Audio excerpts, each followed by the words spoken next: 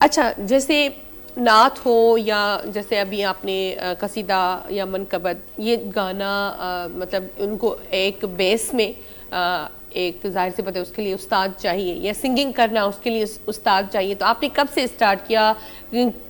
کتنے سال کی تھی آپ نے جب سیکھا، یا خود ہی آپ نے کیسے شوق پیدا ہوا کہ مجھے نعت خوان ہونا چاہیے یا سنگر، آگے چل کے میں سنگر بنوں؟ کیا سوچا تھا آپ نے؟ اصل میں یہ میرے گھر سے سٹارٹ ہوا ہے. میری بیسک جو ہے نوحہ خان کی ہے. اچھا، ٹھیک ہے، یہ بچپن سے میں نوحہ خان ہوں.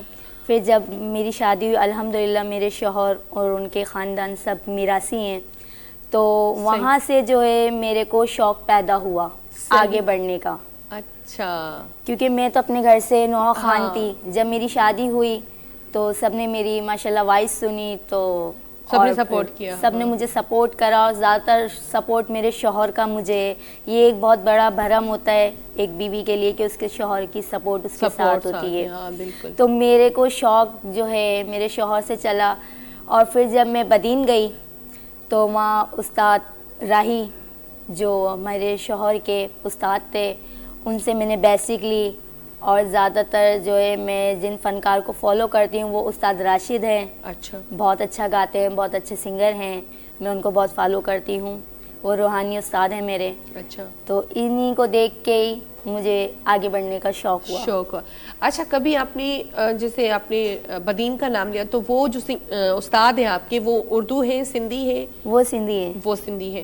تو ظاہر سی بات ہے آپ نے ویسے تو جیسے آپ اردو میں گا رہے ہو یا آپ سندھی میں گا رہے ہو، تو ایک جیسے سر تال ہوتا ہے وہ تو آپ کو انہوں نے سمجھایا ہی ہوگا سندھی میں. جی جی بالکل. ٹھیک ہے، لیکن جب آپ ابھی کہہ رہی تھی کہ میری کوشش ہے میں کافی زبانوں میں مطلب گاؤں، تو اس کے لیے کیا ضروری ہوتا ہے ایک سنگر کے لیے کہ ہر زبان کے لیے ایک استاد رکھنا پڑتا ہے، یا ایک ہی استاد آپ کو یہ چیز سکھا سکتا ہے؟ یہ آپ کو ایک ہی استاد سکھا سکتا ہے. اس میں زیادہ استادوں کی ضرورت نہیں ہے. کیونکہ فنکار کے لیے ایک لہر پکی ہونی چاہیے، ایک سر پکا ہونا چاہیے، اس کا تال پکا ہونا چاہیے. زبان کوئی سی بھی ہو، یہ چیزیں جب پکی ہو جائیں گے آپ کوئی سی بھی زبان میں. اچھا، آپ نعت خوان تو تھی، آپ نعت پڑھتی تھی، لیکن ایک نعت پڑھنے میں اور ایک جو شاعری ہے، مقصد ایک گانا جو ہے وہ گانے میں کیا فرق ہے؟ فرق یہ ہے کہ ایک تو کہ ہم کچھ بھی گائیں دل سے گاتے ہیں، ٹھیک ہے نا. اور پھر نعت جو ہے ہم پڑھتے ہیں تو ہمیں اس سے دل کو ہمارے سکون ملتا ہے. بالکل. اور گانا ہم گاتے ہیں اس سے بھی ہمارے دل کو سکون ملتا ہے. کیونکہ بہت سے دکھ لوگ ایسے ہوتے ہیں کہ جو اپنے لیے الگ الگ سانگس چوز کرتے ہیں. تو میری یہی ذہن ہے کہ انسان کو جو ہے نا ہر چیز آنی چاہیے، ہر چیز کے اوپر توجہ کرنا چاہیے.